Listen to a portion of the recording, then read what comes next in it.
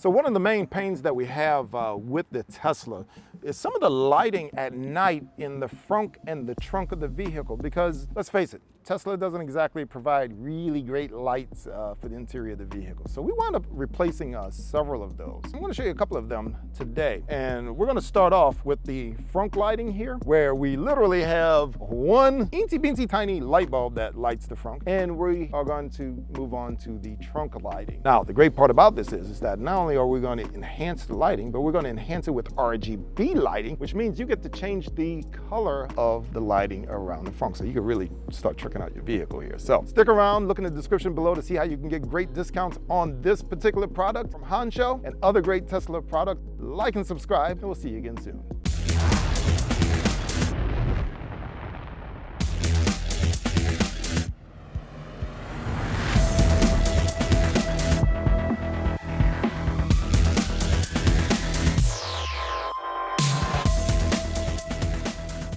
So here we are at the frunk. Now, the first thing you're going to want to do, we're going to take our pry tool here, and we're going to take off the panel that's inside the frunk, because we got to make a few connections in there and run that out. So let's go ahead and do that real quick. This panel right here just pops right on off. And that's all we do. Now that we have the panel off, we're going to go behind there. And on this particular model of RGB lighting, we actually have a ground wire. And this ground wire is going to attach to a screw that is used to screw in the frunk latch. I have a small 10mm wrench here. Use a ratchet if possible, it'd be a lot easier. But in this case, we're using a 10mm wrench. It does not come in the kit. So you're going to take the screw partially out, attach this ground wire to it, and then we're going to use the rest of this wire to attach it to the wire for the emergency release. Unfortunately, I may not be able to take a video of the actual connection of the ground wire, but we do have a picture, and I'll show you where it goes. Okay, so now that we got a ground wire attached, we need to remove emergency release latch wire, because our wire is going to go in line with that. It has a safety mechanism on here. I'm going to use the trim tool to push down on that. There we go. We got that out. Now, what you want to do is take your wire. We're going to plug this one into this plug here. So it's an inline plug that we just plug it in, just like this.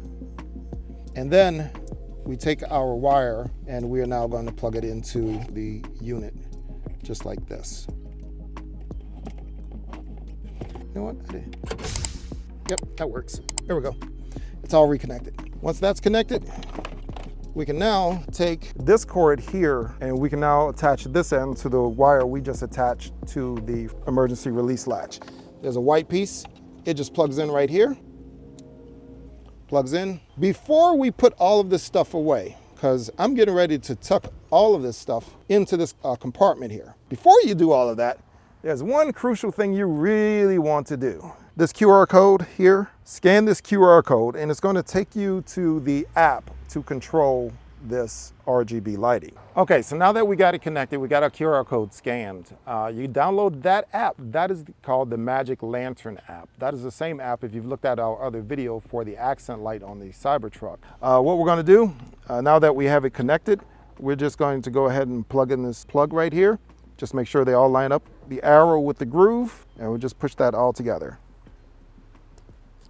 Okay, so we got our RGB lighting plugged in here. Now, before I close this panel up, I really want to get my lighting lined up. How we're going to do this, we're going to wind up putting this underneath the lip of your trim. So you just lift up the bottom part here, and you want to make sure the light part is actually sticking out. You don't want to have it this way. You want to have it this way. So we're going to put it in just like this, and we are going to wind up going all around the frunk and putting it in, just like this.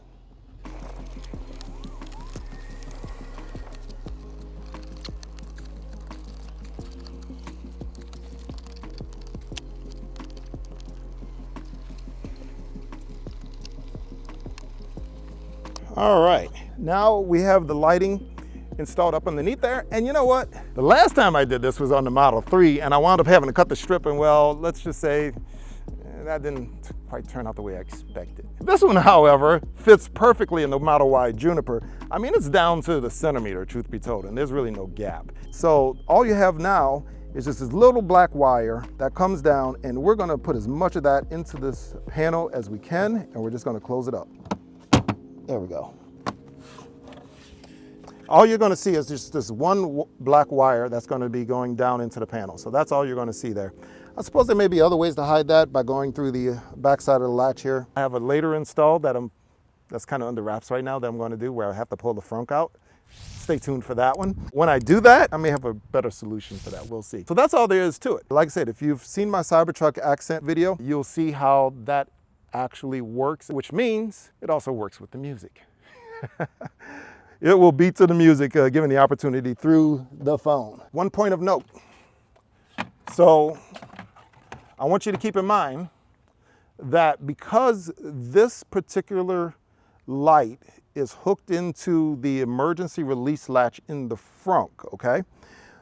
You have a light here on the emergency release button. This light is not always on. And in fact, it will time out as you keep the frunk open. If that happens to turn off, your RGB lighting is also going to turn off as well. So it's on a timer. So don't keep your frunk open thinking that your RGB lights are going to stay on the whole time. They're not. So that way it also turns itself off when you close the frunk. So it's only going to be on when that light is on. If this light is not on, your frunk lights will not be on. If you want to turn them back on, you just press the button, activate the latch, that turns your lights back on. That's it for the frunk. Let's move on to the trunk. All right, so here we are at the trunk, and we're going to put the lighting in the trunk. Now, I'm doing a little bit something different here because, quite frankly, a lot of the videos that you're going to see on the internet has you hooking the power into the 12-volt lighter system, which we're still going to do, but those videos have you hooking kind of like a clip into it, I believe, with a wire. This does not come with that. This comes with one of these, which is way different, and it has an on-off button right here. So this one's a little different. So that's going to require a slightly different install. So here's what we're going to do. I've already kind of pulled the trim off just a little bit, not a lot. I pulled my trim open a little bit. You can see the clips, and we're going to wind up running the wires through there and also through where you have your emergency release for your charger port at. And that's pretty much where we're going to put a lot of these wires, because as you can see here, there's some lengthy wires happening here. This is the same wire that we had on the front. If you notice that same QR code for the magic lantern stuff, that works. But with this kit, they also give you a remote control. I've not used the remote control with these lights yet, so we're going to see how they do. It says RGB. I see yellow, blue, and purple. Take a look. So we're going to see how the remote works here in just a moment. But for right now, we are just going to run some of these wires such that we're going to be able to connect them through the port for the emergency release. And that's where we're going to stuff the lion's share of these at. And there's going to be an inline connection such that this one is going to connect here like this, and it's going to connect to the lights like this. And so that's how much wire we're going to wind up having to hide in the system. So let's get to it. Before we get started, I'm going to hook this up to show you what it looks like. So hook the arrows in there. We got that. Push that together. We're going to plug it into our trunk power, and we're going to push the on button. And when we push the on button, the whole strip lights up. So that's how it's all going to work. So here we go. We're going to put this one right about here so that we can be able to hide our wires. And we're going to just go all the way around the front. Remember, we put the translucent side to the outside, opaque side to the inside, such that our lights will be able to shine into our frunk.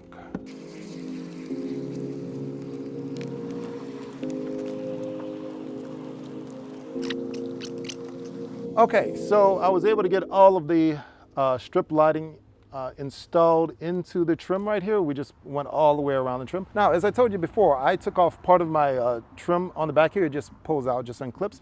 And I ran the wire through the emergency release for the charging port, which is located right here. All I'm going to do, I was going to take this wire and I'm just going to put it up there in the hole, because that seems to be the cleanest way to do this. If I want to get really fancy with the lady, I'll get some zip ties and tie it all together and put it up there properly. That's all there is to it.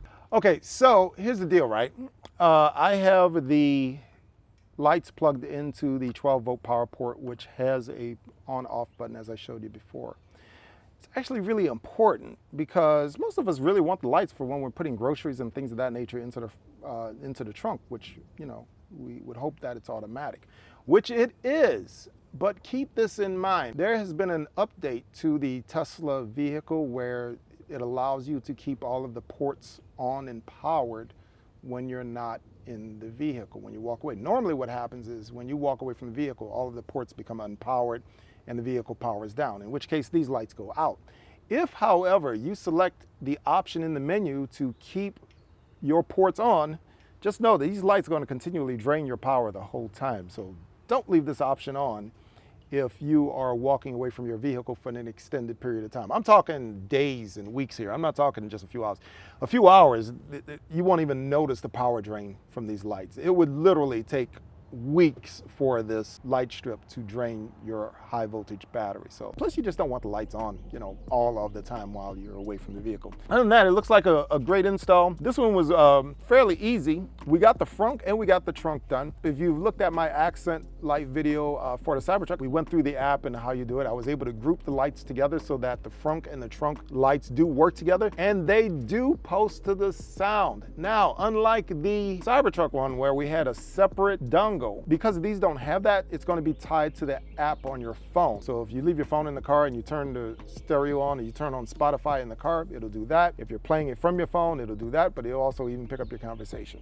So they will pulse to the music, provided you have your phone within earshot. So if you didn't want to use the app, because I know it can be kind of cumbersome sometimes, I think it's really cool, but in case you didn't want to do that, you want something real quick and simple, remember I said earlier, the trunk one did come with a remote. Now, this remote, believe it or not, it looks like an IR remote where you would have to actually point it at something. Turns out that's not true. It's actually an RF remote, which means it uses radio frequencies, which allows me to control the lights without actually having to point at it.